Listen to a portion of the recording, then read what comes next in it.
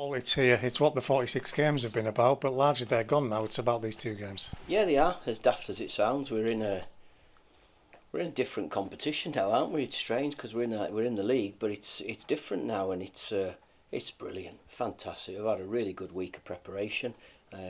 It's been a good layout for it this season, in the fact that you've got a little bit of time to prepare for it. We've also got a little bit of time to review the first one and then prepare for the second one. So I'm looking forward to it. It's a brilliant opportunity for us, and we've just got to go and make sure we give it our best shot. And it's the stage that every football player must want to play on. Oh, definitely, yeah. I mean, it's like cup semi-finals. That's what we're up to now. A league format going into a cup competition now, and it's who can perform the best over the two legs. I genuinely don't believe that it's won or lost, but we can certainly give ourselves a great opportunity to win this by going about it in the right way on the first game, and that's what we're going to do. We're going to go and be positive. We're going to go and take the game to Bradford and hopefully be able to come out on top to give us a little leg up for the second one. You've touched on it there. It is about who handles this, isn't it? You've just got to get out there and do the job and play the occasion. Yeah, of course you have. You've got to. Well, no, I disagree. You have to play the game. We have to forget the occasion. We have to go and play the game of football, because that's all that matters. We know there's going to be a big crowd. We know it's going to be a brilliant atmosphere made up by two proper sets of football supporters, real genuine fans. We've got just under 2,500, I think. They will sell out of theirs. So proper football supporters they are, and it'll be a really good atmosphere, and we have to do everything to make it a good game of football. The most important thing is a good game of football that leads to a positive result for us. Bringing those 46 games back into relevance, the message must be make them relevant by finishing the job off. Yeah, you have to. I mean, we've earned the right to be here now. And the two very evenly matched sides, identical records, very similar records from the last 5 games of the season as well. Neither of us have been outstanding, if we're going to be honest with you. We had, I think it was 5 goals better off than them over the 46, so that's probably the only sort of thing that separates the two of us, and the only thing that's actually given us the opportunity to be at home for the second leg. Now we've done that for 46, we can get rid of the nervousness and the little bit of pressure that we built up on ourselves leading into the end of the season, because, being honest, there was a little bit of tension. If everybody was a little bit concerned that we weren't going to get over the line. Now that that's been put to bed, we're in a really good position. We've got 2 great games to look forward to, and hopefully give ourselves the opportunity for even better third one. 2 really tight league games, one of them fairly recently, in fact. Do we take anything from having played them that way in those games? Well, it'd be a bit foolish of me to say that you can't take anything from it, because we're bound to. They would have seen things that happened in the game that think that they need to do differently, because that's exactly what we've done. I'm confident that we've got the players who can go and do themselves justice in this game. The players have had a really good week of training. We're prepared right. We're ready for it, and hopefully we can go out and show that.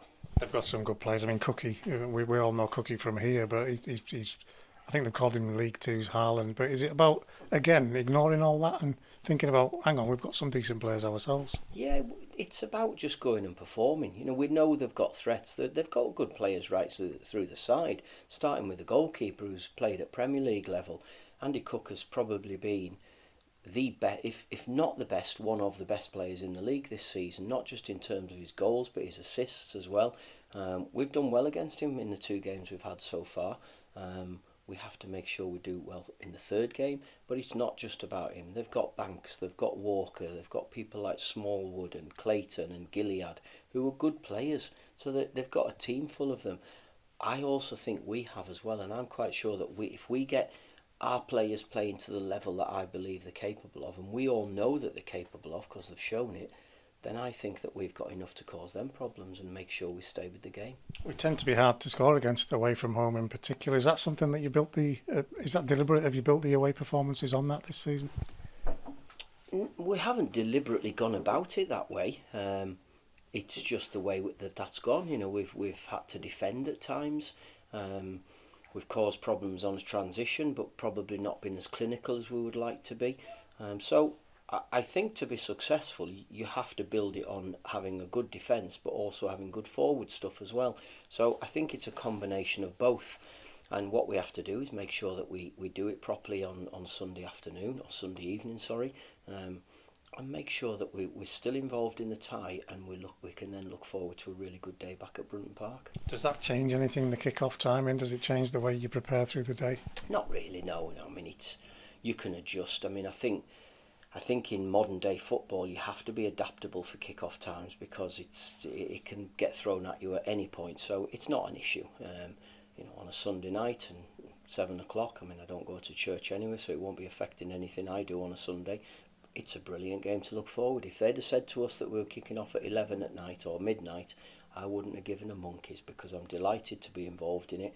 I think it's a great game to look forward to, and I'm quite sure all the players feel the same. Some of these lads will never have been under the spotlight like this, simply in terms of being on the telly. They'll never have been involved in a playoff high-pressure situation like this. How do you tell them to deal with that, or is it just down to them? Well, we can only prepare the same way that we do. We don't do anything differently, and really it is just the next game. We've played at Bradford City before, so we know what to experience there. I think there was over 17,000 there when we played there just recently. So it's not that we're going into an environment that we've no idea what it's about. We know exactly what it's about. We know exactly what Bradford City are about in terms of their individuals. On the day, Mark could do something completely different and surprise us. I'm not expecting that. So it's about just going and playing the game of football. And once you get out on the pitch, although there's probably going to be more noise than we are used to, it's still the same. It's 11v11. We have to make sure we keep it 11v11 and go and give it our best shot.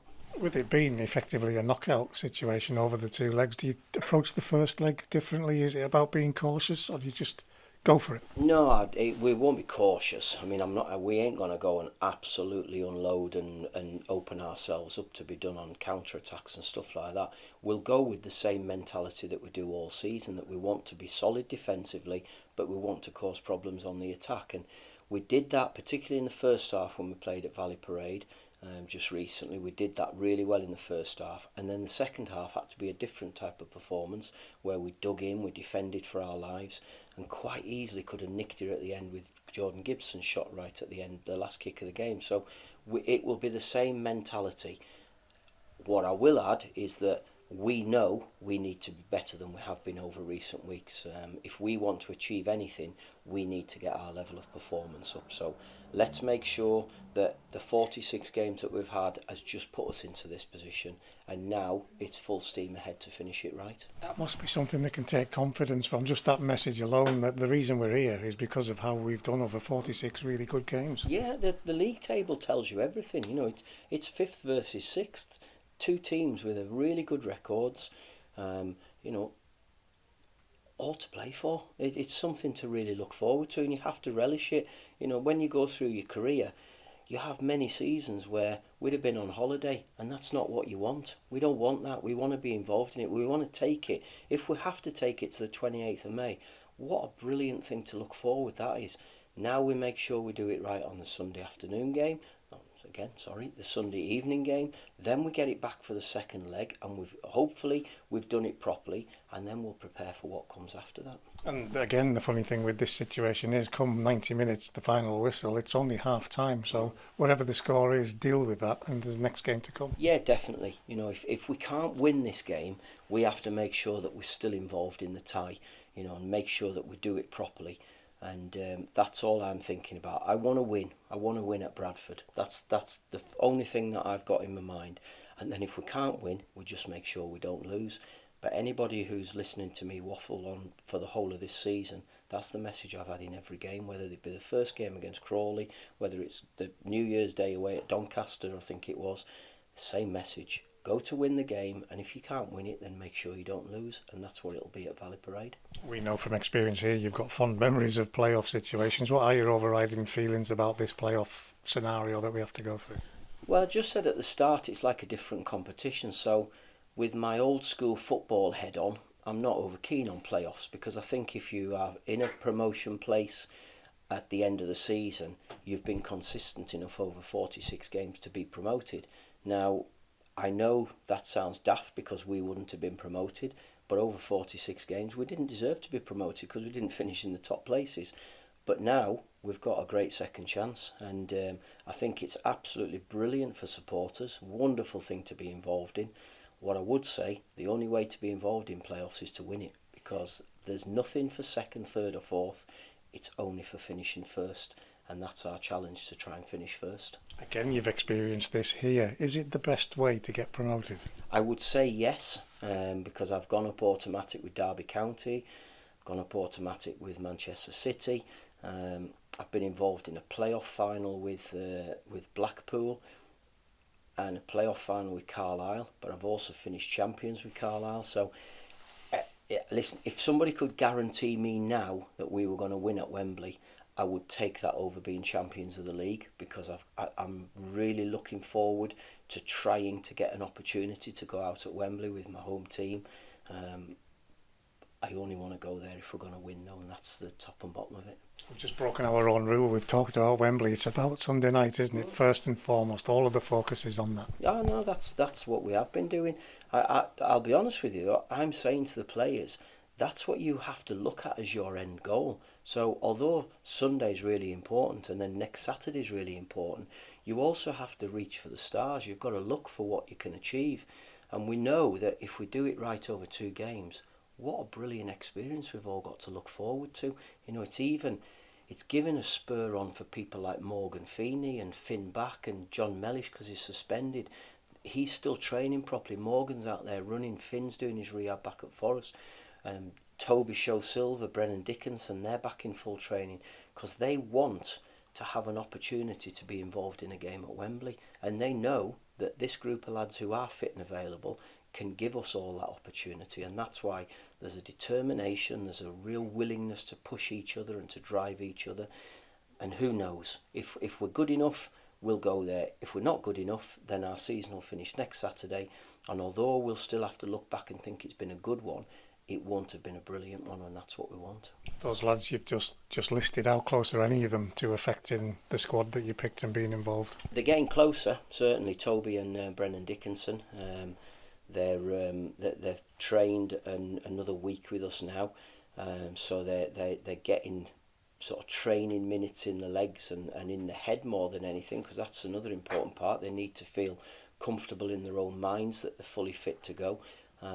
And we'll wait and see whether or not they've done enough to be involved at Bradford, or whether they need another week to be involved in the home tie, and we'll see what happens from there. And it was great news about Ben Barkley. That's something that we wanted to happen. I don't think it was ever in doubt, was it? Oh no, it was in doubt. Yeah, it was in doubt. Don't worry about that.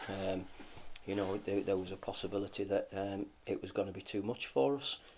So thankfully, the directors and Nigel have agreed to it and have allowed us to keep him. Stockport, did a deal in a way with us. So no, we got it over the line. I'm delighted he's with us. It's an important one for us. We know that if we make it through this stage and Stockport make it through, he can't play in the final, which is a blow for him and for everybody. But I know there's a determination in him that regardless of what comes next, he wants to play a big part in helping us to get there. I never want to reveal what type of things you do and say to the boys, but that last opportunity to speak tomorrow night, what sort of message will you be giving them? Because I know you always leave that dressing room early to go to the dugout. Well, it's their time then, isn't it? It's up to them to finish off their last bits. My final thing is always go and enjoy it, and you always enjoy things more when you're successful, when you're winning. I don't want it to be a defeat and a learning experience. I want it to be a successful one where we're all coming off enjoying ourselves. We can go and thank our fans for making the trip over there, and there's lots of smiling faces and celebrations, and that's the picture that we have to get in our mind. So it'll be about going and giving the best version of yourself and hopefully enjoying themselves. The last one is on that, the fans. That would be the best way to say thank you to them, wouldn't it? Just to give them a performance. Yeah, well, if we can go and give a performance and get a result and thank the ones who've travelled, and hopefully there's lots of people who are listening back at home as well, then we can make sure that we can properly thank all of our home fans as well when we come back to Brunton Park next weekend. Thanks for your time, Paul. Thank you.